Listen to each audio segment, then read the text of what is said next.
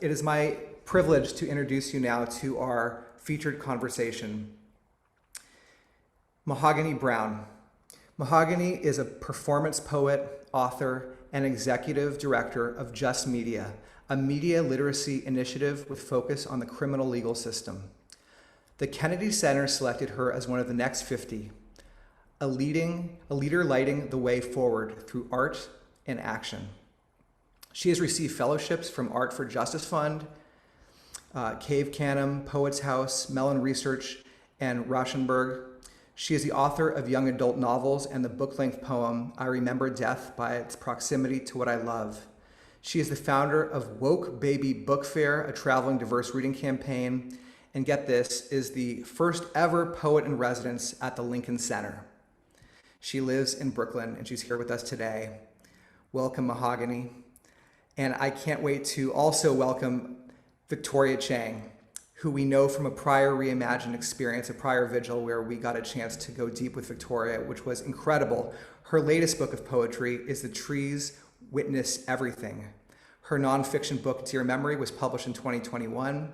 Obit, her prior book of poems, was named a New York Times notable book, a Time Must Read book, and received awards from the LA Times and Penn. Obit was also longlisted for a National Book Award and named a finalist for the National Book Critics Circle Award and the Griffin International Poetry Prize. You can hear that Victoria's writing and poetry is very impactful. She lives in LA and teaches at the Antioch University's MFA program. And we are so excited to have her really lead the conversation with Mahogany, to be the interviewer. And without further ado, I want to turn it over to these two incredible writers and humans to let us listen in while sweat drips down from my face for this Vigil conversation. Thank you. Okay, there you are. Perfect. I think, Mahogany, were you going to read a few poems for us first, or do you want me to do it in the middle of the conversation? It's up to you. I can start with the poem, and then when we can just go into the conversation. Sounds good. Thank you. This is called Do Not Make Grief Your God.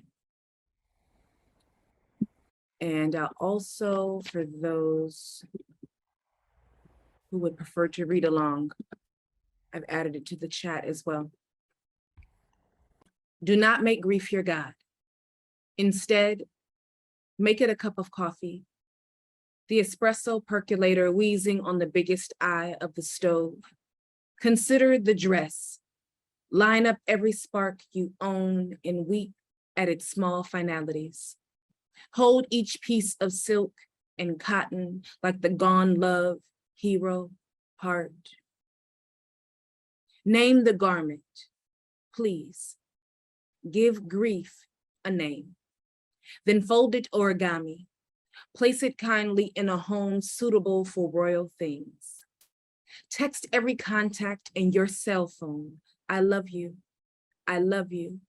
I love you, you, you. Try the same exercise with your email inbox, newsletter, spam, and such correspondence. Each item will bounce back with your declaration in the subject line. I love you. I love you. I love you. You, you. Glorious chant of remembrance. Praise the ability to feel this deep. The goldfish, the grandparent, the ball player, the children detained, the spoiled water, the sewer split government, the son, the daughter, the bullet, the gift of ghosting, the promise of no more, the mother, the father, the empty womb, the empty heart, the desert branch throat clenching tightly, a name no one will speak. On the third day, pull yourself out of bed. Wake with the start. Can you feel death's bone milk?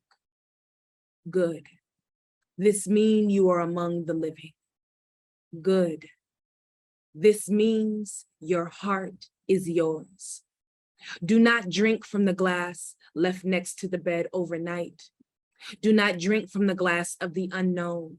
Find fresh water. Find fresh water. Become fresh water. Pour into yourself. On the fourth day, when you wake, leave grief asleep if you can.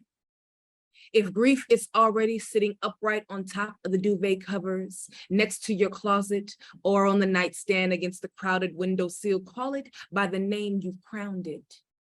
Grief will watch you make the bed and fluff the pillows with lavender oil. Invite grief for a walk, reminded with a whisper, we all need fresh air. You and grief move soundless beneath the sun.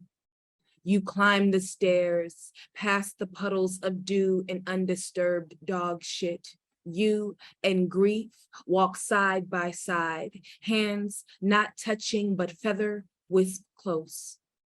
The light tips its full cup everywhere. Thank you. Thank you. That was really beautiful. And what a great reading. It's really hard to read on Zoom, and you did such a beautiful job. Well, thank you so much, Brad and the Reimagine team, for inviting me and us to speak. And I'm just really excited to talk to you more. And I was really excited to have the chance to read your book. So my first question is a little bit longer, but they're not all this long. But there are so many things I loved about that poem, and I just wanted to point out a few things that I loved. One of my favorite lines in there was, "Can you feel death's bone milk?" I just thought that was really beautiful. And I love the sort of imperative, the impulse for the imperative, and how the title just sort of went right into the poem and the personification of grief. So anyway, I could talk about that poem for a while, but I'm going to start asking you questions if that's okay. And if there's anything you don't want to answer, or you want to kind of say, I'm thinking about something differently, or feel free just to change or push back. So I always say that writing, for me at least, is as simple as the impulse to breathe. It's the way I navigate my life and make sense of the world around me. And I read in an interview with PEN America that you said, quote, "Growing up a Black girl in America, I became aware of who was listening to me when I spoke and who wasn't, which was the world. When I think of the stories and people I write about now, I realize my identity is carefully crafted with the wit of my grandmothers and the strength of my mother. I am many Black women. I am speaking for the women of my family whose cries and pleas were constantly ignored and dismissed," unquote. And also on page 16 of your book of poems, I remember death by its proximity to what I love. Love that title. After writing about your cousin, Andrew, who was murdered, you write, quote, "So if I can write, I do. If I can write, I do." And so I don't know why I blended all that together, but can you talk more about this impulse to make art to make art in general, and also making art emerging from or trying to make sense of tragedy and trauma? Mm-hmm. Thank you for synthesizing all of those moments. It's funny because when I listen to it, I'm like, where was I when I said that? Yeah, I think I never really considered art a viable way to live. And a lot of that had to just do with, my access to it. But also I think what where I was growing up, what we were guided towards, which was more state, worker space, blue collar space, but always working for the government, always a part of, that machine. And art went directly against it. So I had no idea that I could think about art as a career. So art became the way that I processed life. If someone told me to be quiet, and I was clearly there and my opinion was asked, but because I wasn't of age, I was asked to, not speak up. Art became, that voice box for me.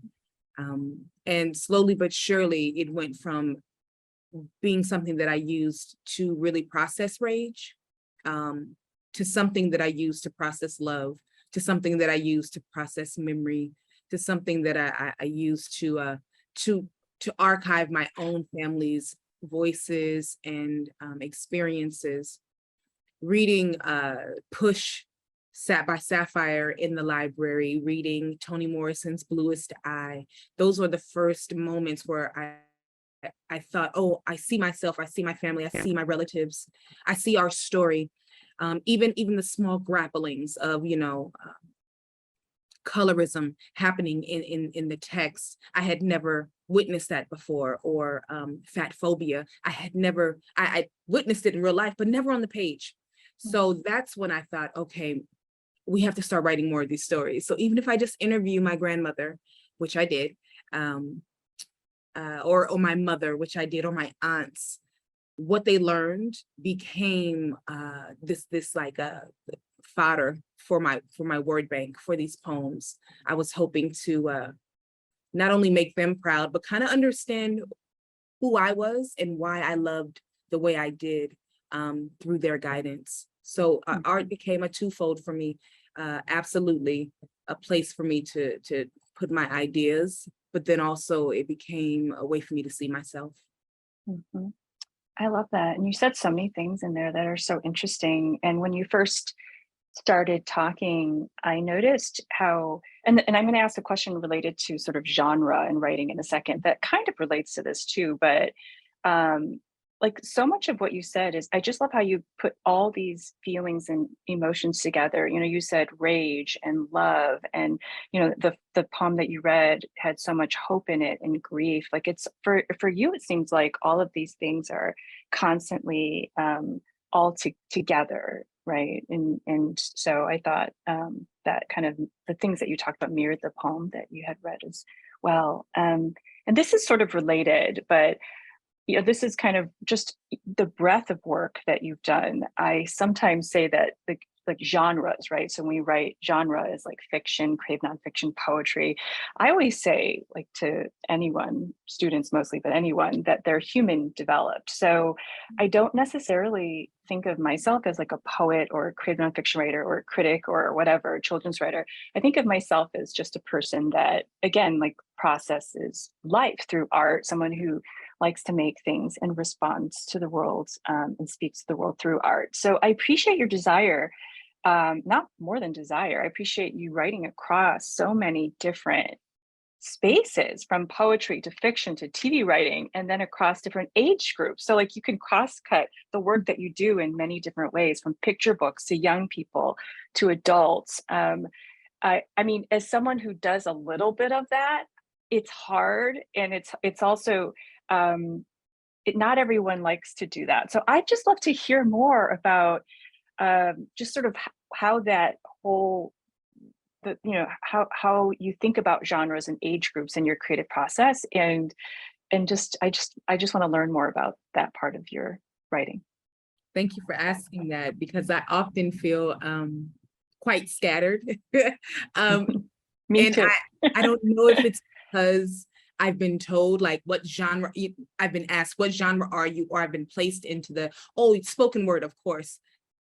No, like, I think I would love to continue living genreless, right? Like, I want the work to live on as many platforms as possible, in as many sectors as possible, with as many different walks of life as possible. So I have to be okay with interpreting and writing differently, which is far more uncomfortable than one would imagine. My first attempt at writing a children's book was really Woke Baby.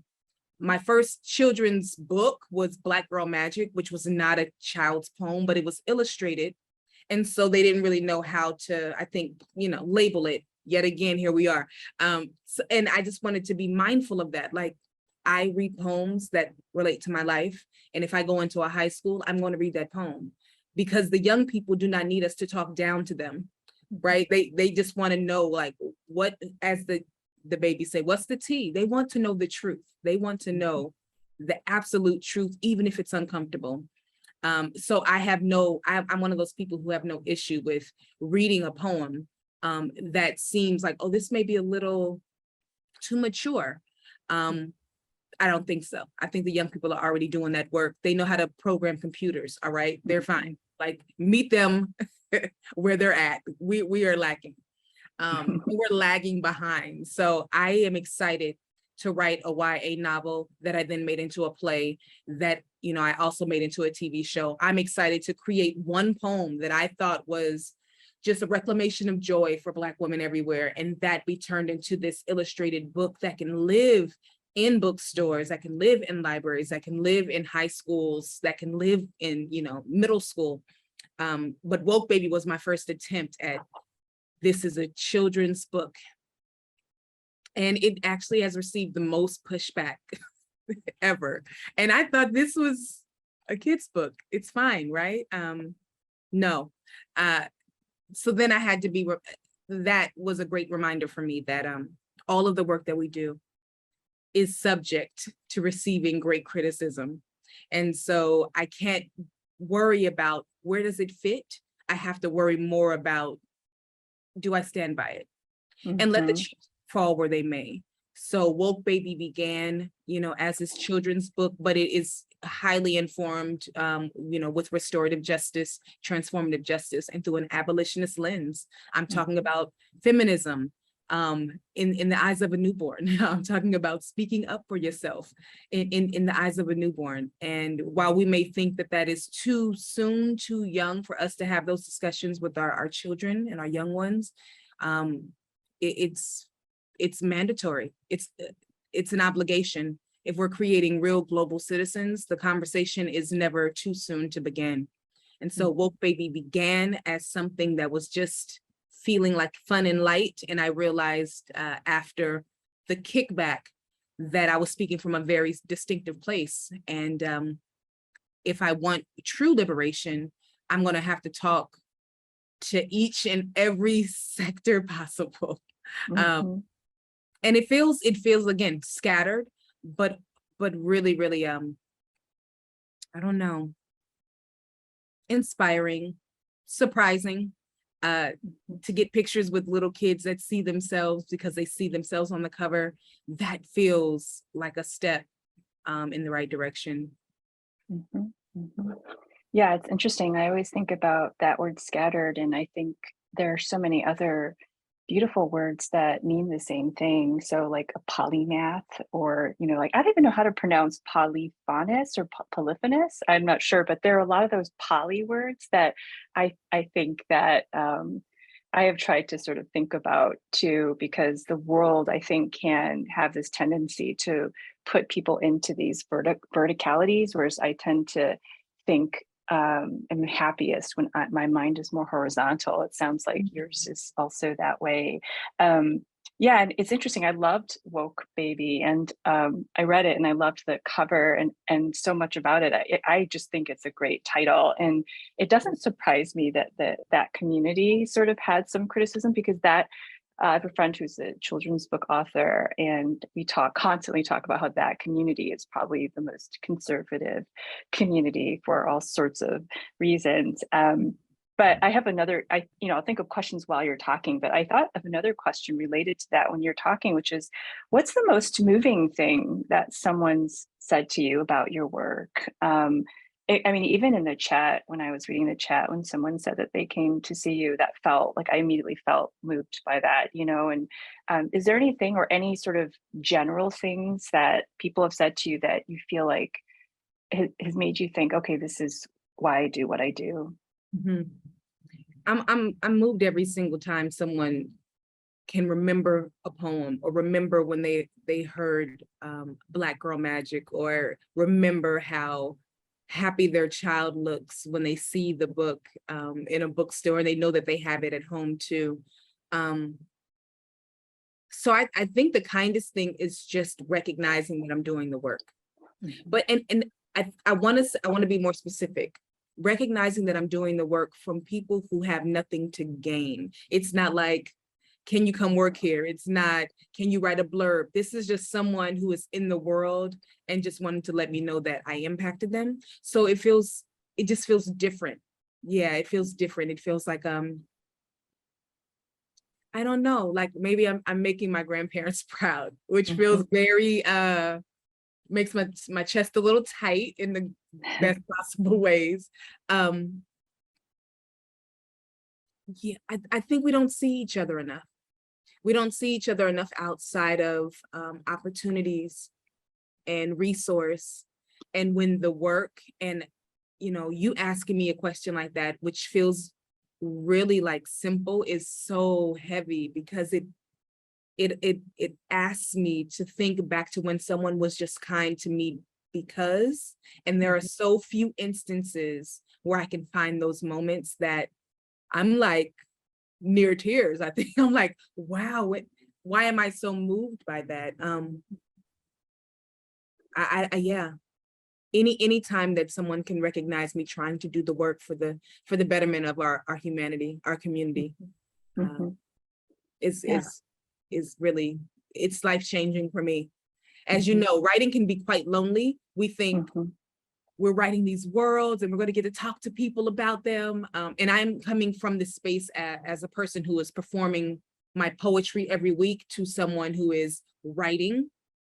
And maybe I'll get to perform something 6 months later. Very different, right? So it can be lonely. I don't know if it works. I don't know if, it feels good to others. And then, of course, there's always the naggings in your head that this is absolutely not good enough. And when you're in the big four publishing houses, it's even more isolating. So kindness goes a long way, and being able to write, while a gift, is also, it can be quite isolating. Yeah, I understand everything you said really well. And yeah, I mean, I think it's, I think you touch people every day. It's just that you don't hear that as much. And yeah, and I think we touch our different communities every day. And I think that is really important to remember as writers and, writers of color. And I think that, yeah, I think it's something that I have to remind myself too. And about the process and the joy of creation is really what's the most important thing. I want to read the back of this book a little bit, if that's okay. It says, I just want people to hear what the back says. It says, this book, quote, is an expansive poetic meditation on who we think is bound by incarceration. The answer, all of us.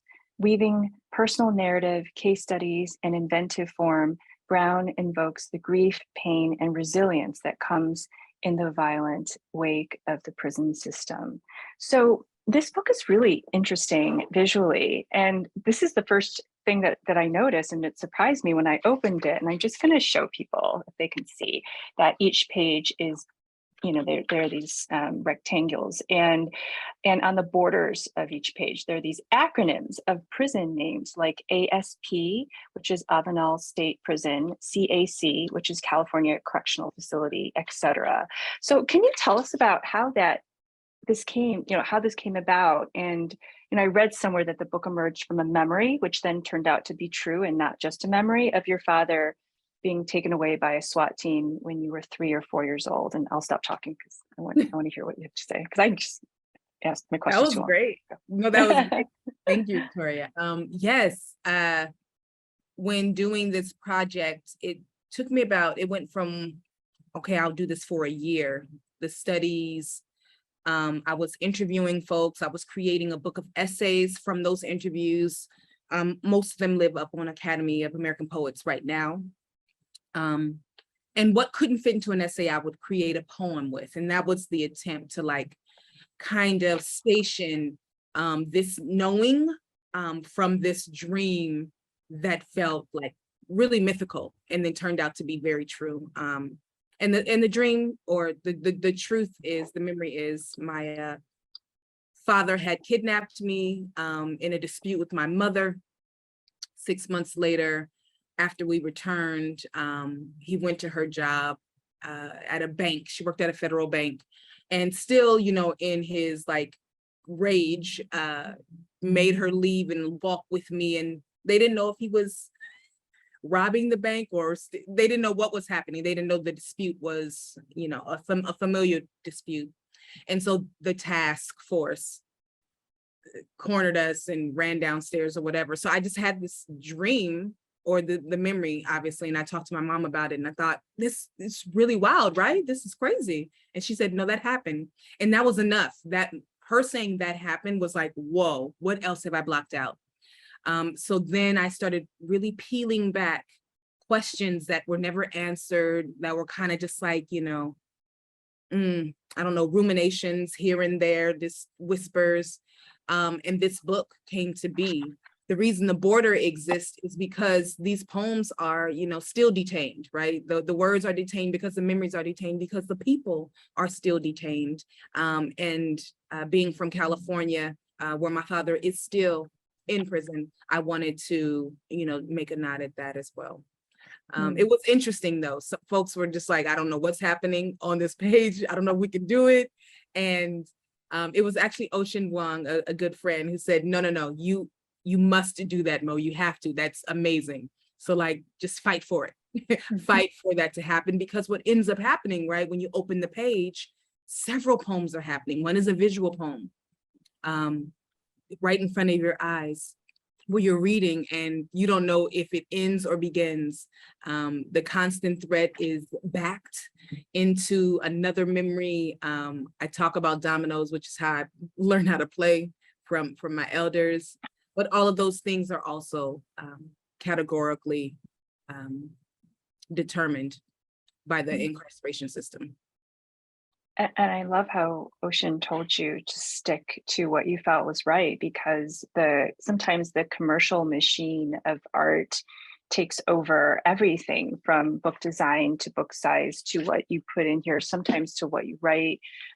Obviously, going back to what you were talking about before in terms of access, who gets published and why and when and how and all those types of things. I don't know how many people in this audience are interested in poetic choices, but when you were talking about some of those elements of the border and the poems are incarcerated, and the people are still incarcerated, I was also fascinated by other choices you made within those borders of the book, which was like no major punctuation that I could see except for some question marks and also a few slashes. Was that related to the things you're talking about before? Like, how did you make those decisions, and how does it relate to the actual subject matter in the book? I think because there are so many run-on conversations happening, the slashes were a definite choice, courtesy, of course, of the learnings of the Black history, the Black arts movement, and the jazz movement. Like writing a score, you rarely use, you know, the line break, you use that slash. And I wanted to show, one, the connection to the musicality, but also slash as a violent structure. And that's why also it's all run-ons and just a comma. I want the writer to feel, I want the reader to feel like they're running out of space. They don't know where to go, because when you're in prison, you don't know what to do until they tell you. And the things that become a normal part of your everydayness, your life, like choice, is no longer. So I took away punctuation as choices as well. And there's some footnotes in here too, and there's just a lot. And I feel like it's really, and I like what you're saying about the dream structure. It's like with the lack of structure in many ways, it's like it does feel like, it almost feels like we're in someone's thoughts within someone's. So you write about your family in this book in so many different ways. There's your uncle and your cousin Andrew, who was murdered, as I mentioned. Is that difficult? And I asked that, Lester. I asked that, he never listens to me, I don't even know why I'm asking. I asked that because when I write about traumatic events, something I didn't realize when I first started writing was that each time I reread something that I've written or edited, I'm sort of re-traumatized myself. And so, but at the end of the process, I felt relief and a degree of freedom. So I just wanted to hear kind of your thoughts about writing about these kinds of events, and if it was difficult for you and how you overcame it. Yeah. You said you feel relief and freedom? At the end, yeah. But while I was working on it, I thought, oh, I'm just gonna, write. And then I didn't realize it's like there's that revision process, which is, again, like every time I'd write it, be like re-traumatizing myself again and again and again. And it felt like a form of self-violence in some ways, but it was a necessary process to reach that kind of end point, which was kind of not that grief ever really ends, but just sort of the process of going through that made me a different person when I had finished writing certain things. That's beautiful. I don't think I've really investigated it closely. I think you're right. There is there's a sense of relief when the poem ends for me, where I'm like, whew, I got out of there alive. All right, like, but that's really great. I have to think about that. I do agree with the feeling of being traumatized. And what happens is, if I'm writing the grief down, sometimes it's just the bloodletting. You let it out, and then you put it away, and then you come back to it when you're a bit stronger, when you can carry it. And I've given this tip to writing students for the last 10, 15 years. And I find it very hard for me to practice it. So this past 2 months has been the only way that I've been able to exist with it, quite honestly. I just lost my last grandmother, and it kind of shook me in a way that I wasn't prepared for. While we knew that, her dementia was, severe and accelerating, there's the logical getting ready for, and then there's what happens biologically. There it is. And I just landed in California. I'm so sorry. So the jet lag is swimming. No, that's fine. But writing through the grief it felt impossible for the first time before I can write it down and walk away. And this was a time where I couldn't even write.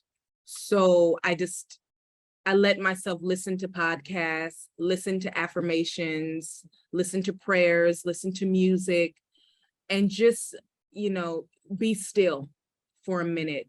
I try to do some of those things that I talked about in Do Not Make Grief Your God as well.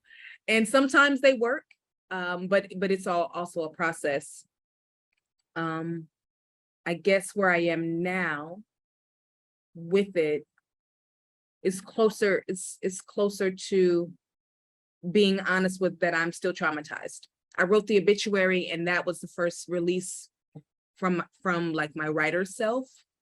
And then I wrote a poem, and then I kind of went back quiet again. So I'm trying pretty hard to just be okay with the stillness, because when the time allows, I'm sure that I'll write it. And I'll just try to go back to that same thing that I did with Remember Death, which is write down the memory, give myself a beat, and hopefully come back to it for that relief that you're talking about. That was good. Yeah, I'm so sorry about your grandmother. It's it's just been a challenging few years for everyone, but there probably is something about losing your last grandmother or your last grandparent that you said that feels like there's something that's changed, right? There's more of a finality, like some bigger transition that's occurred that can be jarring. So I am looking at the time. I have we'll see. I can ask you this question. We'll see how the time goes. But it seems like community is a really important part of not only your writing process, but your writing itself. Can you talk about your history with Kava Khanum and other communities that you've been a part of? And I'll just add something that I just admired about like maybe like the last 5 or 10 years, maybe. I just noticed that writers seem like they're, in my opinion, like more community based than they've ever been in the past, maybe longer than 10 years, like 15 or 20 years. And it's largely because of these organizations, but I think the organizations are made of people, right? And so yeah, I just wanted to hear you talk a little bit about your views of communities and how that's helped you in your writing process in your life. Actually, I say it often that I think of myself as a communal artist. I make my best work in workshop spaces where I can have dinner with a whole bunch of artists, and you never know what comes up in those conversations. But then you can go off in the day and you can write for 10 hours and have your time. I love the sparsity of being in a city. So a desk, love it. And then this community of poets afterwards to kind of synthesize those ideas, love that as well. Cave Canem is, one of the stellar residency and fellowships. Because of Cave Canem, so many other writing literary orgs have popped up specifically with affinity groups in mind. I was in a MFA program and I felt like I was one of the lucky ones, but I also have seen what happens when you walk into an MFA program for writing and the homogenization process that tends to happen to your voice. They don't want to really hear where you're from. They don't want to hear that, that tone, back then they didn't. Now it's changed. So with the community, I found myself really gathering my stripes, but also like gnashing my teeth in a way that I would not have been able to before. Those spaces don't exist readily for most people. I live in New York City, so I have a lot of it pre-pandemic. But I have to be honest and say that it's my community that pushed me to write adventurously, to write with my mother tongue, to write with the twang of, my grandmother who's from Louisiana, to write with the hip hop that, guided me through my 20s. It's in those community spaces that I feel secure in being my entire self, rather than a portion of myself that will be acceptable in higher education spaces or in, executive director spaces. I just want to be able to be my full human self. And what does that look like? And it's those community spaces in writing and art sharing that I found the wherewithal and the language to do so.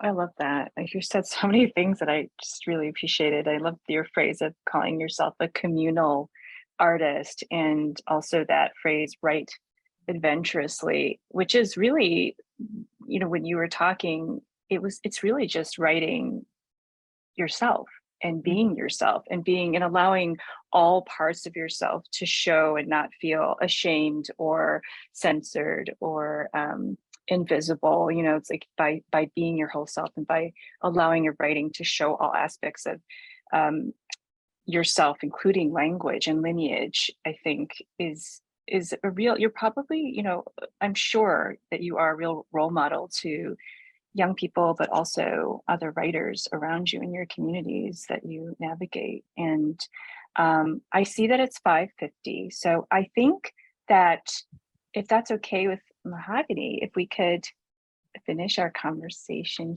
here, and I think I'm supposed to call Brad or someone back here, but it was Brad. Really wonderful to talk to you. I enjoyed you so it. much, Victoria. Thank you. Yeah, don't let Mahogany go in terms of the both Victoria and Mahogany. I wanted to just say something to both of you. And first of all, what truly was an exquisite conversation. And yeah, it's really special. Oftentimes I'm conducting some of these conversations and having the opportunity to ask questions, but to have Victoria and two incredible poets and writers speak together, they're just something.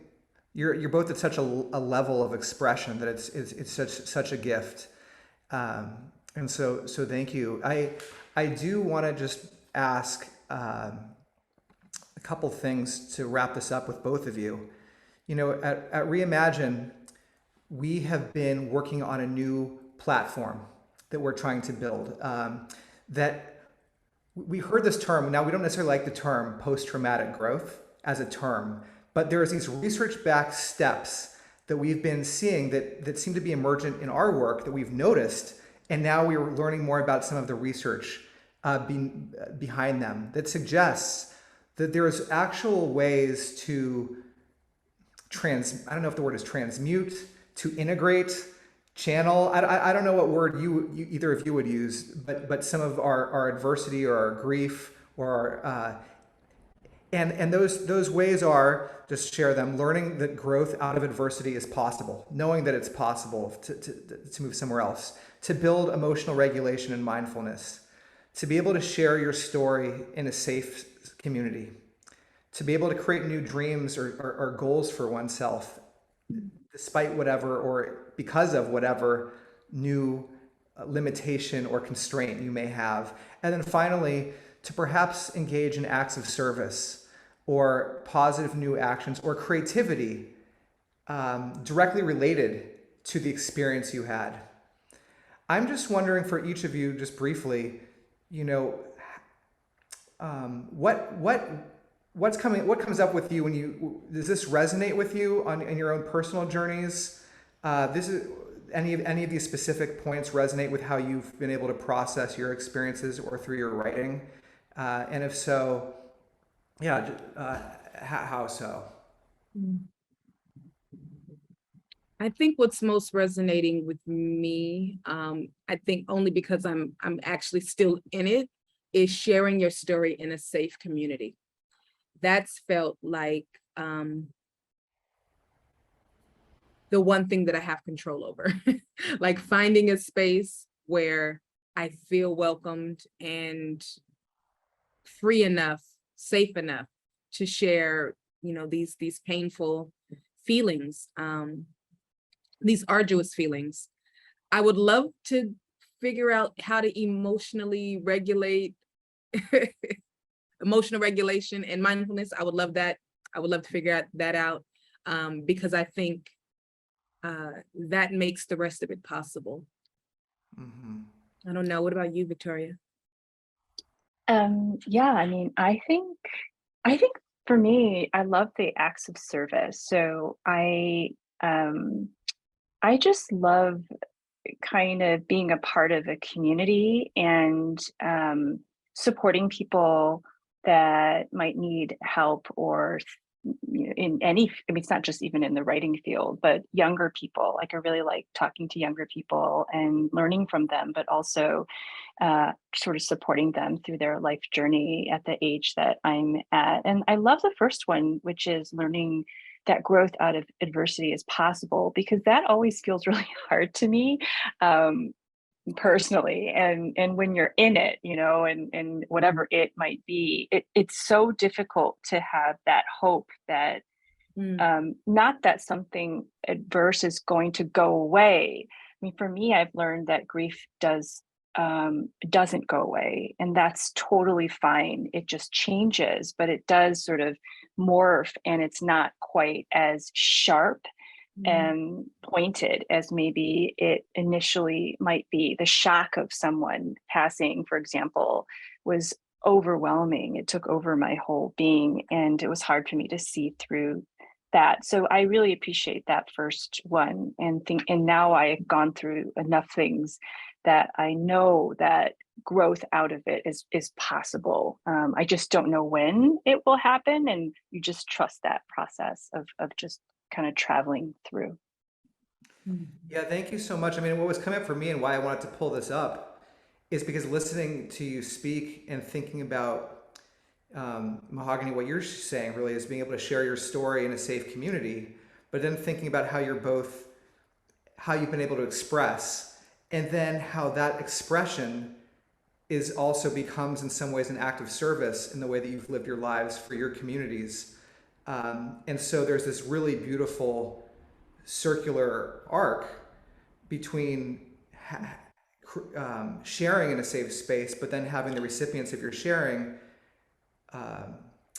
learn that growth is possible through your sharing, and that becomes your act of service in some ways. So there's just so much that I notice that you're all, the way you navigate through these spaces just feels really so resonant with what we're investigating as an organization and the ways that we're hoping to grow. And so I really just appreciate these reflections. And it really does lead so well also into what we're about to do as a community together in this space, which is this honor ceremony.